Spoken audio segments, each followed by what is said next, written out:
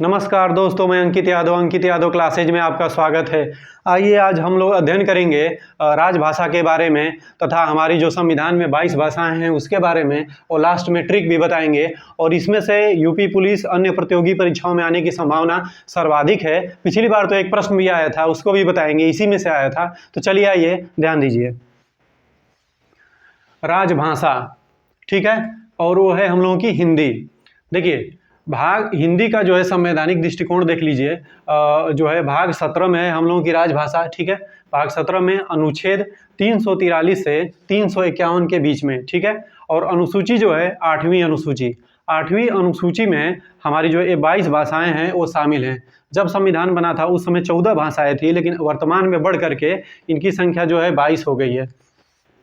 देखिए, तो इस प्रकार जो है कोई पूछे कि किस भाग में है तो बता दीजिए 17वां भाग में है। अनुच्छेद जो है 343 से 351 के बीच में है। अनुसूची जो है 8वीं अनुसूची में है, ठीक है, हमारी राजभाषा। अब आगे देखिए, संघ की राजभाषा क्या है? हमारी हिंदी है। लिपि कौन सी है? देवनागरी है। देखिए ये बार बार पूछा जाता है, हमारी लिपि कौन सी है? देवनागरी है। अब देखिए अनुच्छेद जो 343 से 351 के बीच में है, इसको सबको देखेंगे जो महत्वपूर्ण है, ध्यान दीजिए। 343 में संघ की राजभाषा के बारे में बताया गया है। अनुच्छेद 343 में संघ की राजभाषा के बारे में बताया गया है। अनुच्छेद 344 में राजभाषा के संबंध में आयोग या संसद की समितियों के बारे में बताया गया है। अनुच्छेद 345 में राज्य की राजभाषा के बारे में बताया गया। यहाँ पर संघ की राजभाषा था, यहाँ पर राज्य की राजभाषा के बारे में बताया गया है।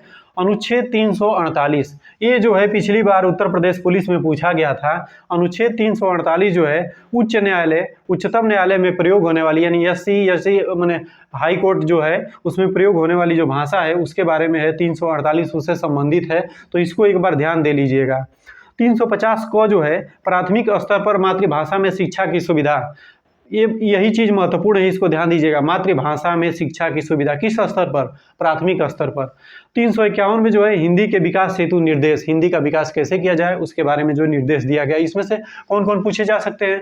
यह तो पूछा जा चुका है, उच्च न्यायालय और उच्चतम न्यायालय में प्रयोग की जाने वाली 348, तो इसको भी ध्यान दे लीजिए। 343 संघ की राजभाषा, और 345 राज्य की राजभाषा, और 348 को भी ध्यान दे लीजिए, और 350 को भी ध्यान दे लीजिए, और 351 के यहाँ पर महत्वपूर्ण लिख दिया गया है, ठीक है। इस अनुच्छेद में से जरूर एगो पूछने की संभावना सर्वाधिक होती है। अब आगे देखेंगे हमारी जो 8वीं अनुसूची है उसके बारे में देखेंगे कि उसमें कौन सी भाषाएं शामिल है। आपके यहाँ प्रश्न भी आ सकता है कि इनमें से कौन सी भाषाएं जो है 8वीं अनुसूची में नहीं शामिल है, उसमें ऑप्शन दे दिया रहेगा तो आप कैसे कर पाएंगे, ठीक है। तो ध्यान दीजिए, हमारी जो 8वीं अनुसूची है उसमें जो है शुरू में 14 कुल भाषाएं थी। कुल भाषाएं कितनी थी? 14, लेकिन वह बढ़ करके उनकी संख्या कितनी हो गई?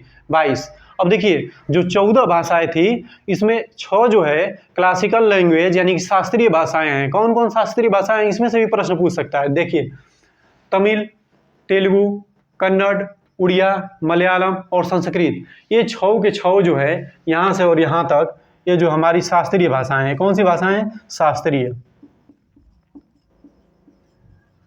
शास्त्रीय भाषा, ठीक है। यहाँ से यहाँ तक तमिल, तेलुगु, कन्नड़, उड़िया, मलयालम, संस्कृत। तो इसको तो आपको याद करना पड़ेगा क्योंकि ये शास्त्रीय भाषाएं पूछ सकता है। तमिल, तेलुगु, कन्नड़, उड़िया, मलयालम, संस्कृत, ठीक है। अब आगे देखिए, बांग्ला, असमिया, हिंदी, उर्दू, कश्मीरी, पंजाबी, गुजराती, मराठी, सिंधी, नेपाली, मणिपुरी, कोंकणी, बोडो, डोगरी, मैथिली, संथाली, ये सब हमारी 22 भाषाएं, ठीक है। अब इसको याद कैसे करेंगे? यहाँ तक तो जो है शास्त्रीय है, इसको याद कर लीजिएगा, तमिल, तेलुगु, कन्नड़, उड़िया, मलयालम, संस्कृत, ठीक है।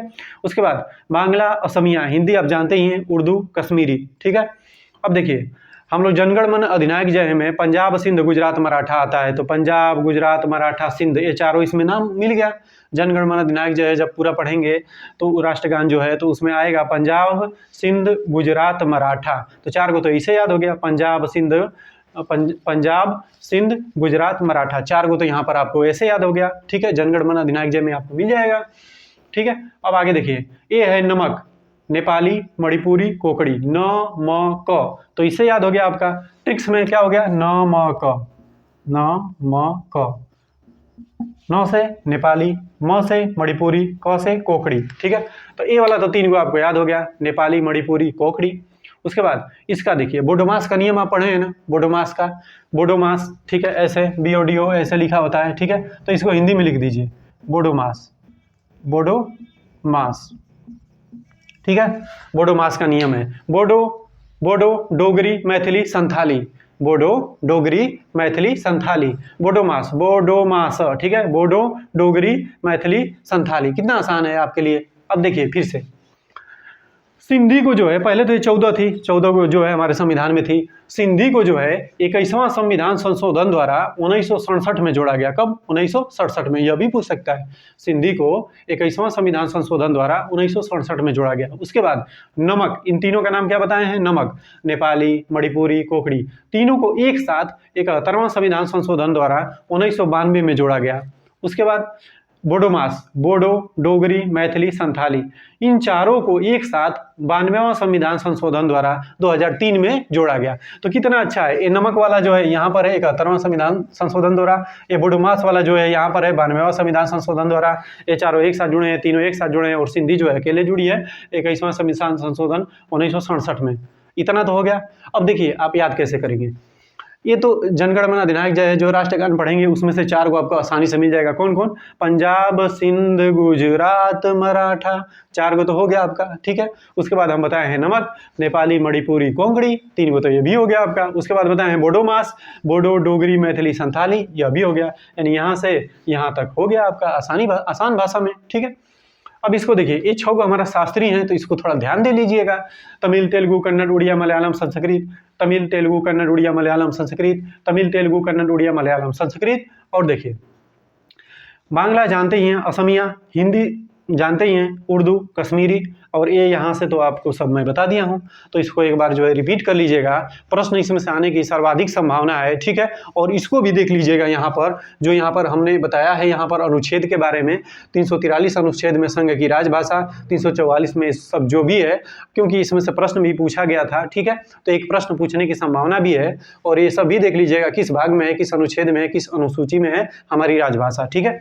आइए एक बार इसको जो है रिपीट कर लेते हैं, दोहरा लेते हैं। देखिए भाग 17 में है, अनुच्छेद 343 से 351 के बीच, अनुसूची 8वीं, संघ की राजभाषा हमारी हिंदी है और लिपि जो है देवनागरी है। अनुच्छेद जो है 343 में संघ की राजभाषा का वर्णन किया गया है।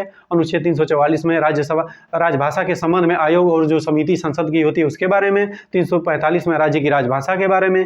348 जो है उच्च न्यायालय और उच्चतम न्यायालय यानी एससीएस जो कोर्ट है हमारे उसमें जो है प्रयोग किया जाता है। 350 में जो है प्राथमिक स्तर पर मातृभाषा में शिक्षा की सुविधा के लिए है। 351 जो है हिंदी के विकास हेतु निर्देश है। अब देखिए हमारी 8वीं अनुसूची में उस समय 14 भाषाएं थी, उसमें से 6 को शास्त्रीय है, तमिल, तेलुगु, कन्नड़, उड़िया, मलयालम, संस्कृत। उसके बाद जो है बांग्ला, असमिया, हिंदी, उर्दू, कश्मीरी, पंजाबी, गुजराती, मराठी। उसके बाद जो है इतना जो है बाद में जोड़ा गया। सिंधी को जो है 21वां संविधान संशोधन 1967 में जोड़ा गया। नमक यानी नेपाली, मणिपुरी, कोकड़ी को एक साथ 71वां संविधान संशोधन 1992 में जोड़ा गया। बोडोमास, बोडो डोगरी मैथिली संथाली, बोडोमास का नियम जो है यानी कि चौथा जो है मैंने अगली बार जो है बोडो डोगरी मैथिली और संथाली जो है 92वां संविधान संशोधन 2003 में जोड़ा गया, ठीक है। तो इसको एक बार देख लीजिए, रिपीट कर लीजिए और पूरा वीडियो का एक स्क्रीनशॉट ले लीजिए, ये बहुत ही महत्वपूर्ण है। और दोस्तों हमारे चैनल को भी सब्सक्राइब कर दीजिए क्योंकि आगामी प्रतियोगी परीक्षाओं के लिए इस पर वीडियो आते रहेंगे। आज के लिए इतना ही, धन्यवाद।